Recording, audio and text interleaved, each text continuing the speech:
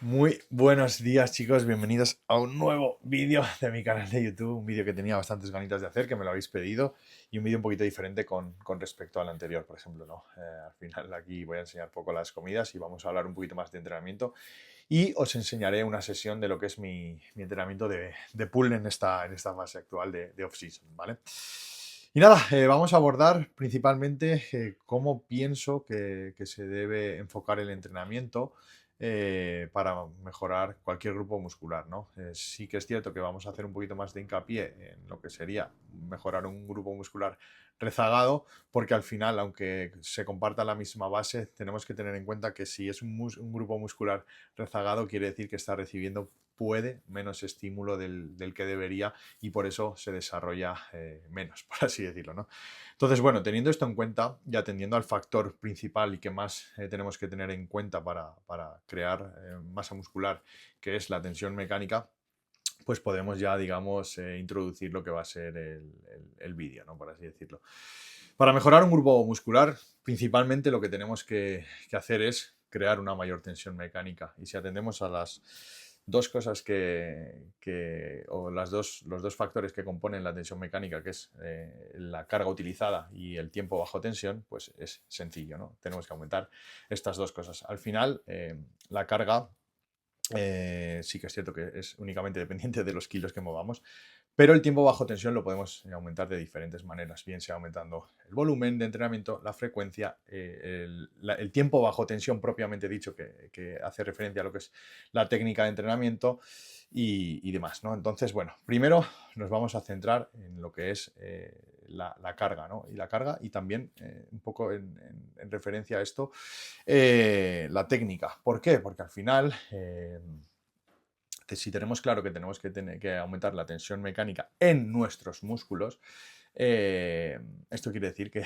que tenemos que tener una técnica correcta. ¿Por qué? Porque si no el estímulo se va a ir a todos los lugares menos al músculo en concreto que queramos mejorar, ¿no? Sobre todo al tejido conectivo, etcétera, o músculos, digamos, accesorios en determinados ejercicios que se acaban involucrando por ser ejercicios multiarticulares, ¿no? Entonces, bueno, siempre la base de todo, para mejorar cualquier grupo muscular, tiene que ser una técnica correcta. ¿Por qué? Porque si, por ejemplo, os pongo un ejemplo, queremos mejorar, voy a poner el caso de las chicas, el glúteo, y hacemos un ejercicio y nuestro estímulo se está yendo más al cuádriceps que al glúteo, no tiene ningún sentido que vayamos aumentando la carga, ¿no? Entonces tenemos que perfeccionar esa base para poder, digamos, dedicarnos a otros aspectos que nos puedan hacer mejorar, ¿no? Pero en el caso de los chicos, por ejemplo, os voy a poner el caso de los brazos, lo mismo, ¿no? Al final, si no conseguimos un estímulo correcto, de nada sirve aumentar la carga porque esa frase de para algún lado irá es correcta, pero se acaba yendo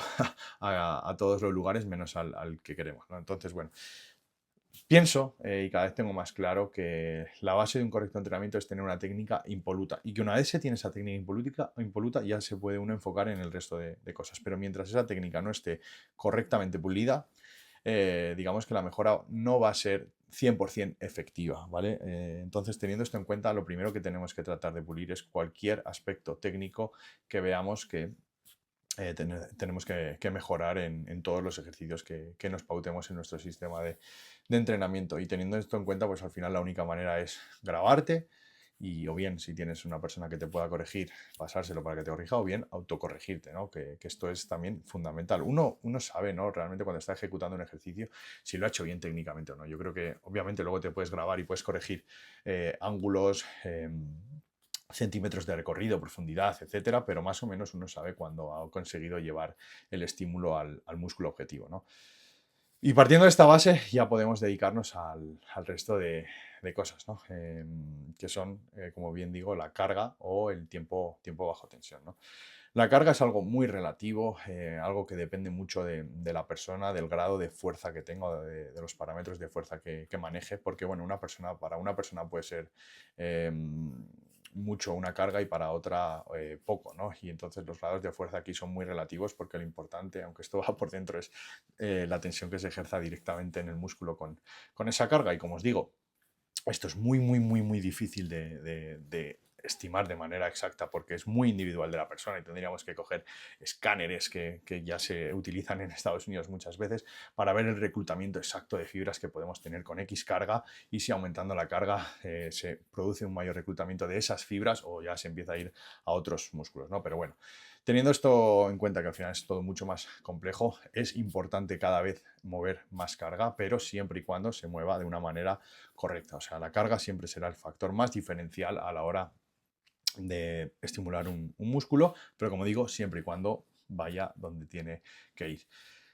Obviado el tema de la carga, que al final, como os digo, es algo muy relativo y que lo importante es que se mantenga una sobrecarga progresiva con el paso del tiempo, nos vamos a centrar sobre todo en el tiempo bajo tensión, ¿vale? El tiempo bajo tensión es algo muy complejo porque, como os digo, se puede, digamos, aumentar de diferentes maneras. Bien sea aumentando el volumen de entrenamiento, bien sea aumentando la frecuencia, que al final es generando un mayor volumen dentro de diferentes sesiones de entrenamiento, por ejemplo, o, como os digo, mejorando la propia técnica en sí, que al final la técnica es muy dependiente del tiempo bajo tensión, vamos, depende de una cosa de la otra, controlando las fases, sobre todo excéntricas, porque sí que la concéntrica debería ser siempre lo más explosiva posible. No sé si me estoy liando mucho, pero bueno, espero que se entienda perfectamente. Primer, digamos, aspecto que tenemos que tratar de pulir para mejorar ese aumento de la tensión mecánica, o sea, del tiempo bajo tensión, es la técnica, ¿vale? Tenemos que ver si controlamos perfectamente lo que es la fase excéntrica, aunque hay muchos estudios que quizá no le dan tanta importancia a esta fase. Para mí sí que la tiene. ¿Por qué? Porque puedes generar una mayor estabilidad y una, digamos, una capacidad de ejercer fuerza en la fase concéntrica muchísimo mayor. Si tú al final no controlas la fase excéntrica, muchas veces vas a generar, digamos, balanceos, vas a generar digamos, una técnica deficiente para que luego puedas generar una fuerza correcta en la fase concéntrica, ¿no? Y al final lo más importante es tener una estabilidad correcta para poder hacer fuerza correctamente y para eso creo que controlar la fase excéntrica es una de las mejores armas que tenemos para lograrlo, ¿no? Teniendo esto en cuenta, como digo, al final es la manera más básica de aumentar ese tiempo bajo tensión antes de proponerte aumentar el volumen de entrenamiento o la frecuencia semanal de entrenos, ¿no? Creo que debemos de empezar por una base en cuanto a volumen de entrenamiento lo más baja posible para perfeccionar precisamente todo lo que he ido comentando anteriormente con respecto a la técnica, ¿no? No podemos, como digo, poner accesorios en el tejado si la base no es sólida. Y una vez tengamos la base sólida ya nos podemos, digamos, poner a decorar el resto de cosas del entrenamiento, ¿no? Entonces, bueno, yo sí que principalmente me pegaría varias semanas con un volumen bajo de entrenamiento, logrando exprimir, digamos, cada una de las series al máximo, tratando de que sean lo más efectivas posibles de principio a fin, tanto en fase excéntrica como concéntrica, y que no haya ninguna repetición vacía, que se llama. Y cuando eso se logra, cuando eso se logre, tú mismo te vas a dar cuenta de que necesitas muchísimo menos volumen de entrenamiento del que pensabas, ¿no? ¿Por qué? Porque al final con muchas menos series vas a ser capaz de generar un estímulo muchísimo mayor. Y prácticamente no vas a tener que hacer ni series de alta intensidad ni otro tipo de series que digamos, puedan parchear esa deficiencia en cuanto al correcto estímulo de todas las fibras musculares que se puede hacer con una serie lineal. Que realmente al final creo que son las más efectivas porque, como digo, muchas veces en las series de alta intensidad se parchea un poco, digamos, la técnica y un correcto entrenamiento, por así decirlo. Yo no soy muy partidario y cada vez menos de este tipo de técnicas porque muchas veces cuando no se hacen de manera perfecta, pues al final se acaba yendo el estímulo donde debemos y si atendemos a lo que he comentado al inicio del vídeo, que lo que queremos es mejorar un grupo muscular rezagado, lo que nos interesa es que todas y cada una de las repeticiones ¡pum!, vayan a la diana, ¿no? Vayan ahí al centro de la diana y vayan al músculo que queremos mejorar, porque al final si el estímulo se acaba yendo a otros músculos, vamos a seguir haciendo fuertes esos músculos y van a seguir, digamos, tapando o cortando un poco la capacidad de generar fuerza y estímulo en el músculo rezagado que queremos mejorar, ¿no? Entonces, al final, esto es algo muy importante y a tener en cuenta que si queremos mejorar un grupo muscular rezagado, lo primero que tenemos que hacer es tratar de que todas las repeticiones vayan a ese músculo rezagado, ¿no? Creo que lo estoy explicando de una manera sencilla para que se entienda. Entonces, una vez consigamos hacer esto, si vemos que nos estamos recuperando bien, pues ya nos podemos plantear el hecho de incluir más volumen de entrenamiento. ¿Cómo lo podemos hacer? Pues bien sea por sesión de entrenamiento o bien sea por frecuencia. ¿De qué soy más partidario? De hacerlo mediante frecuencia de entrenamiento. ¿Por qué? Porque pienso que el ser humano tiene la capacidad. Habrá gente que pueda tener más capacidad o menos, pero esos entrenamientos que se hacen de 3 horas, bajo mi punto de vista, aunque yo los he hecho, cuesta mucho seguir manteniendo el foco cuando ya llevamos más de 2 horas o 2 horas y media, salvo que puedas utilizar productos como el DMAE o bueno, productos nootrópicos que te puedan mantener un poco más en el foco, pero realmente pienso que entrenar más de 2 horas y media, ¡ey!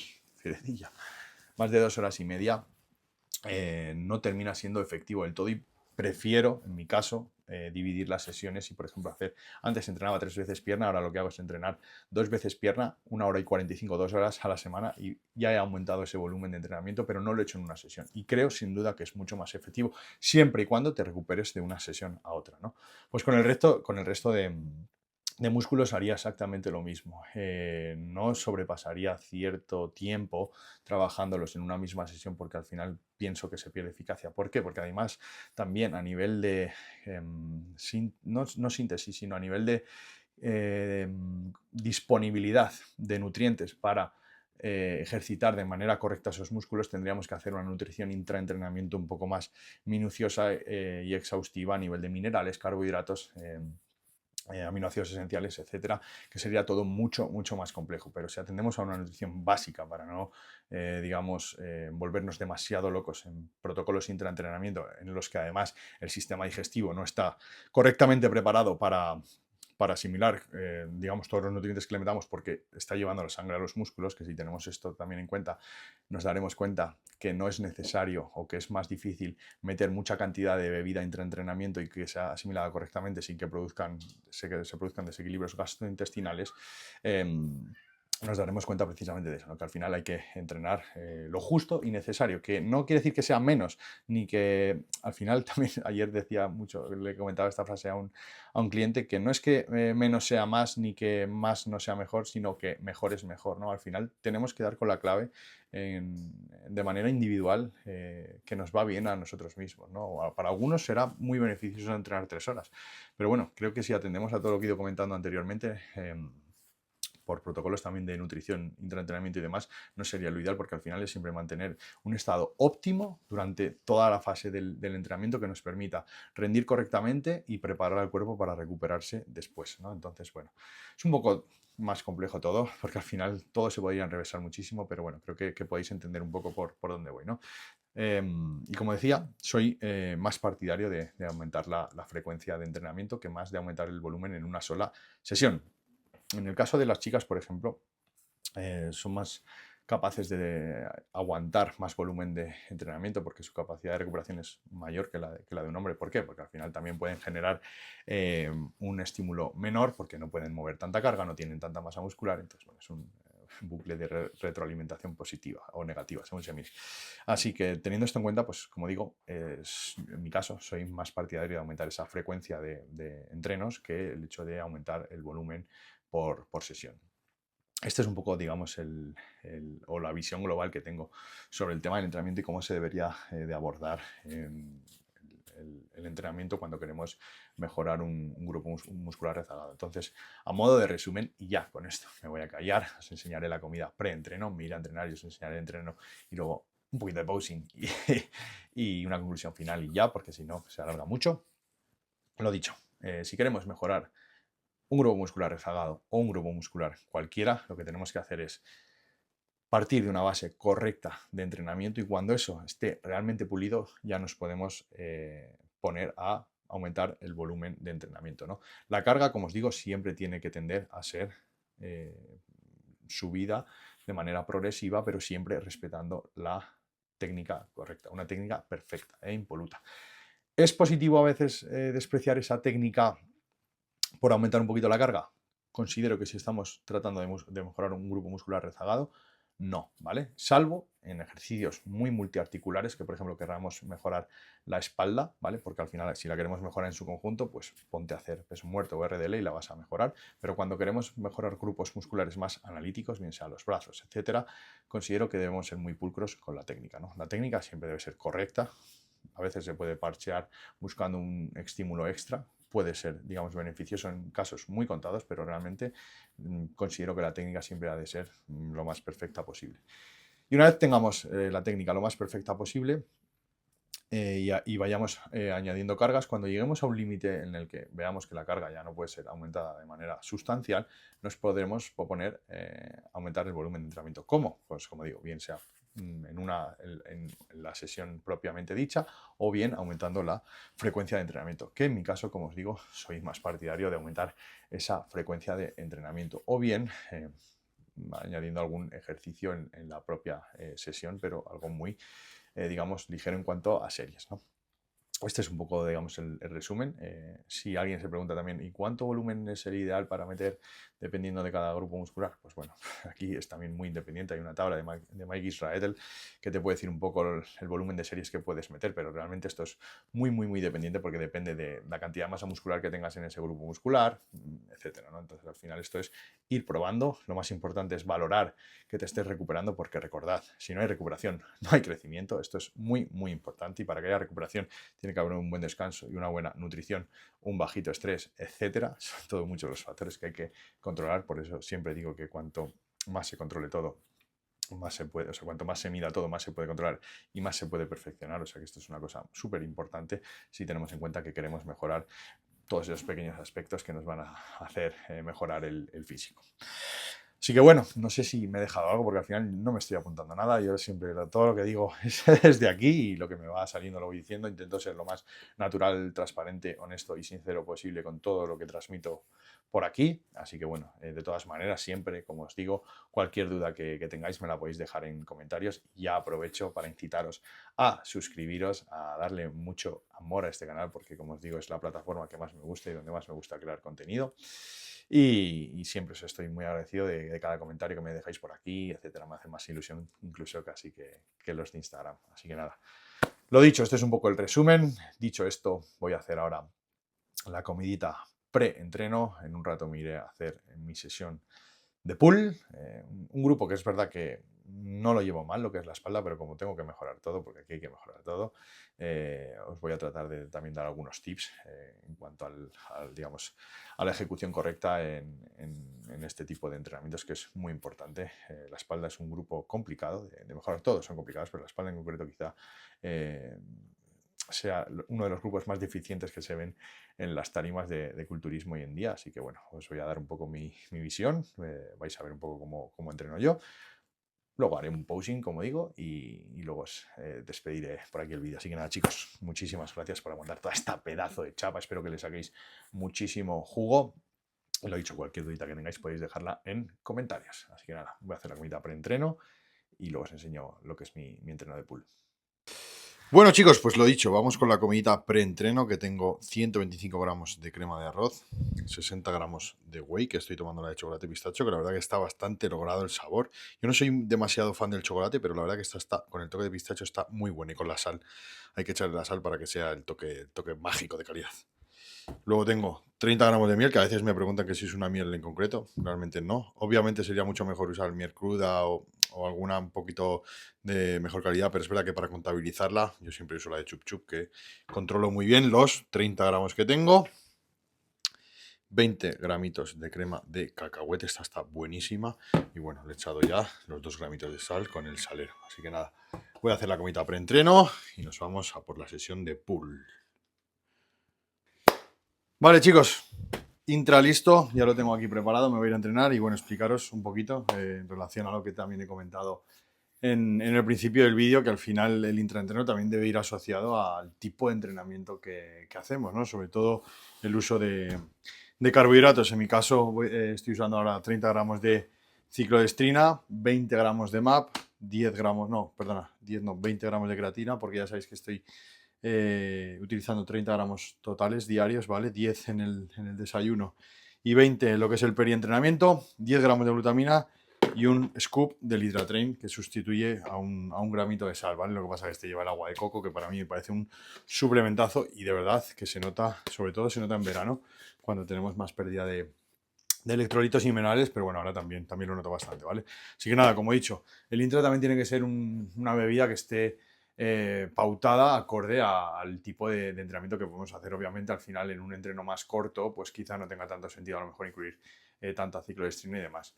En el vídeo anterior comenté que yo he llegado a utilizar hasta 100 gramos de ciclodestrina entre entrenamiento y que realmente es algo que no considero totalmente necesario. ¿Por qué? Pues porque al final, como os comento, cuando estás entrenando y sobre todo este tipo de bebida intraentreno, que yo la usaba en los entrenamientos de pierna, por ejemplo, sentía que al final no la terminaba de digerir bien. ¿Por qué? Porque al final reclutas tanta sangre en el tren inferior que para digerir 100 gramos de ciclodestrina, aunque lo vayas metiendo paulatinamente, el cuerpo necesita tener algo de sangre en el sistema digestivo, y si los entrenamientos son muy demandantes, más unido a la cantidad de comida excesiva en etapas de volumen, pues no, pienso que no terminaba de resultar efectivo, ¿no? Entonces, al final, un poco, bueno, analizando mi caso, he cambiado este protocolo, por así decirlo. También he cambiado un poquito la manera de entrenar y sin duda me siento muchísimo mejor así.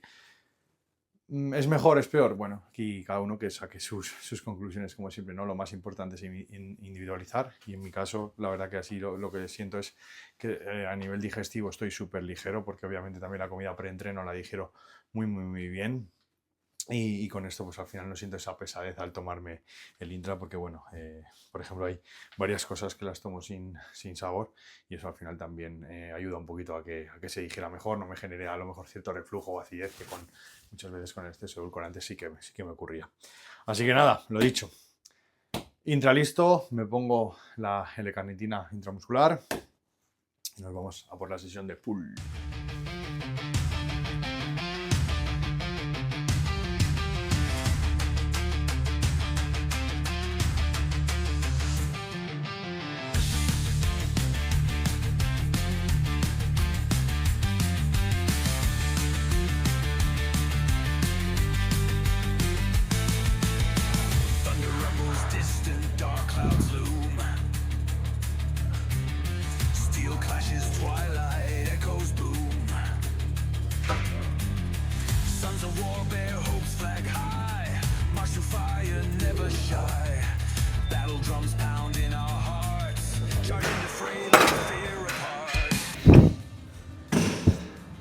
Bueno, chicos, pues vamos con la sesión de pull.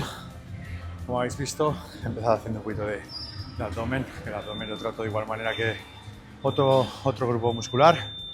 Y el esquema de series y repeticiones, por ejemplo, en este entreno es muy sencillo, porque son todo series lineales y 2 series por ejercicio. ¿En qué consisten las series lineales? Para el que no sepa, bueno, consisten en hacer un ejercicio con la misma carga, digamos. Y en este caso, como lo enfoco, por así decirlo, es con un RIR 1 para la primera serie y un RIR 0 para la segunda. ¿Qué quiere decir esto? Que en la segunda serie, al menos, tengo que conseguir igualar las repeticiones que he hecho en la primera serie o superarlas por una repetición por lo menos, ¿vale? Entonces, bueno, tengo que ajustar muy bien la carga. No es sencillo hacer esto y vamos a ir a un rango de repeticiones de entre 6 y 10, ¿vale? Probablemente de aquí a un par de semanas ya lo que haga será hacer un RIR 0 en lo que es las 2 series, ¿vale? Y de esta manera lo que ocurrirá será que en la segunda serie, obviamente, pierda repeticiones. Así que nada. Primer ejercicio que hago es jalón, esta máquina de hammer. Importante analizar un poco el perfil de resistencia de cada ejercicio, ¿no? En los ejercicios de espalda normalmente lo que más cuesta siempre, o la parte más demandante, es la de acortamiento, es decir, en los jalones, en el tramo en el que, digamos, vamos abajo con la barra o con el agarre, y en los remos igual, en el que vamos hacia atrás y traspasamos con los codos la paralela de nuestro torso. Así que nada, lo dicho, ya he hecho la primera serie, voy a por la segunda y luego vamos a por un pullover.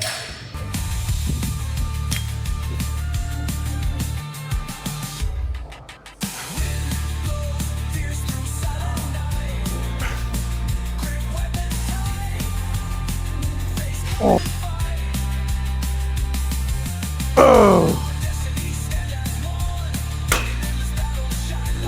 Ok chicos, segundo ejercicio de la sesión, pullover. Un ejercicio que parece simple pero que bueno, tiene su aquel. Que al final, bueno, como he comentado antes, lo importante es analizar un poco lo que es el movimiento, el perfil de resistencia que hay, el tipo de movimiento que tienes que hacer y en base a eso ejecutarlo, ¿no? En este caso en el pullover, sobre todo aquí en polea alta, lo importante es al inicio del recorrido no generar una tracción totalmente vertical, sino que sea pendular, es decir, que hagáis el movimiento como si fuese una especie de balancín o columpio, ¿no? De esta manera vamos a tener todo el rato tensionado el dorsal y no lo vamos a asimilar tanto a un jalón al inicio del recorrido, sino al propio pullover en sí, que es muy interesante, ¿no? Cositas que se me van ocurriendo que son muy importantes a la hora de entrenar. No tener prisa a la hora de colocarse. Ahora, de tercer ejercicio, voy a hacer un remo unilateral en máquina hammer, agarre supino. Y como veis, en todos los ejercicios va a ser súper importante la colocación, ¿vale? Que tú estés bien sujeto al banco, que estés estable para poder ejercer y aplicar fuerza correctamente, que es lo más importante a la hora de entrenar. Entonces, bueno, teniendo esto en cuenta, lo que os recomiendo siempre es no tener ningún tipo de prisa a la hora de colocaros en la serie. Tenéis que estar bien colocados, bien alineados con el asiento, colocarlo bien, más o menos alinear digamos, lo que es la tracción para que podáis, digamos, traccionar correctamente con el codo hacia la cadera, ¿vale? En este caso.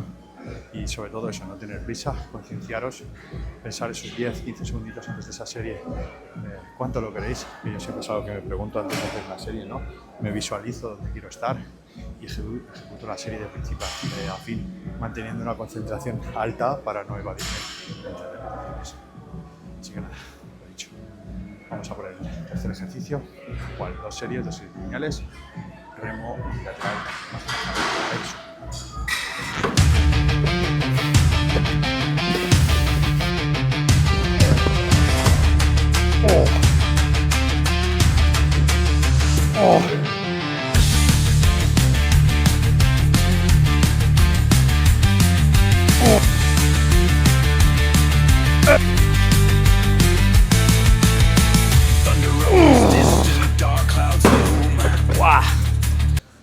Vale chicos, otra cosa importante que veo a veces que se ejecuta de manera incorrecta cuando hacemos ejercicios unilaterales, que por cierto son realmente interesantes los ejercicios unilaterales a la hora de abordar un entreno de grupo muscular rezagado, porque al final generan demandas, digamos, muy diferentes a los bilaterales, porque tenéis que estar mucho más estables.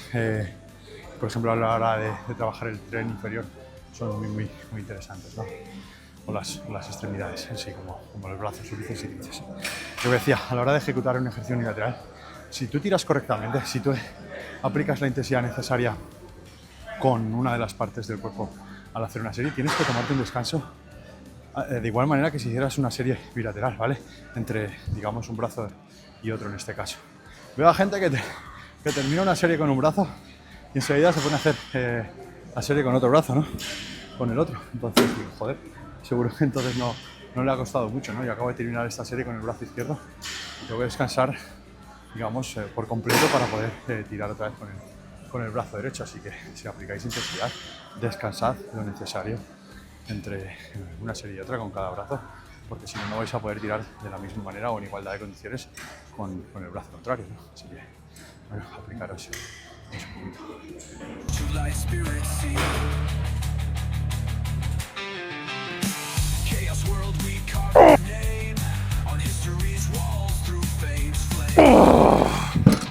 ¡Wow!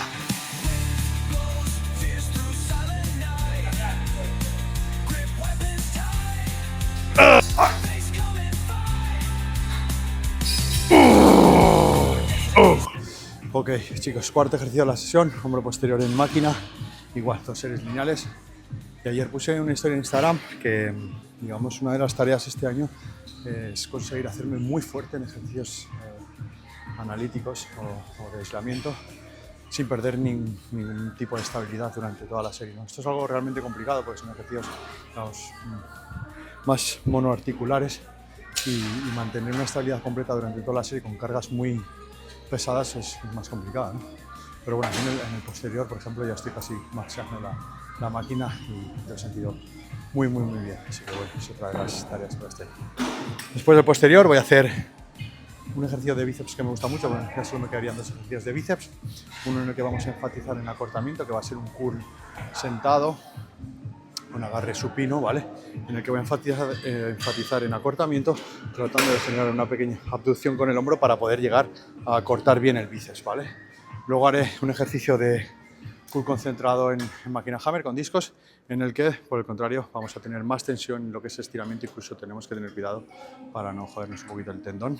Y así combinaremos los dos perfiles de resistencia, porque, por ejemplo, en el caso de las extremidades, tanto la pierna como los brazos, sí que es más interesante variar un poco los perfiles de resistencia. Y por el contrario, en la espalda, por ejemplo, al final siempre lo que más cuesta es la parte del acortamiento, porque al final en estiramiento normalmente siempre suele ser tener estirada la carga, por así decirlo, y generar tensión ahí es más sencillo y siempre cuesta más terminar ese tramo, ¿no? Por eso a veces las máquinas Prime y las que son de carga variable siempre son muy interesantes para variar esos perfiles de resistencia, aunque bueno, son pijadas, vamos a llamarlo así. Así que nada, posterior listo, vamos a por el bíceps. Quedan solo 4 series de entreno y estaría listo. Vamos a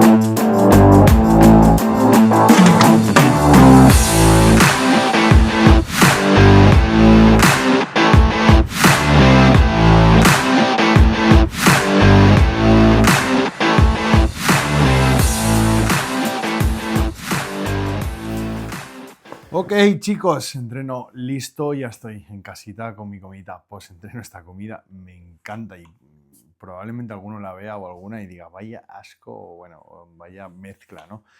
Y es que la tilapia con miel, el que la prueba no conoce nada igual. La verdad que me gusta muchísimo. En este post-entreno tengo 125 gramos de arroz, 150 gramos de piña, 300 gramos de tilapia, 50 gramos de miel y 80 gramos de vegetales que los tengo por ahí debajo, que he hecho un poquito de ensalada 4 estaciones. Bueno, como veis es una comida bastante contundente para recuperarme del entreno.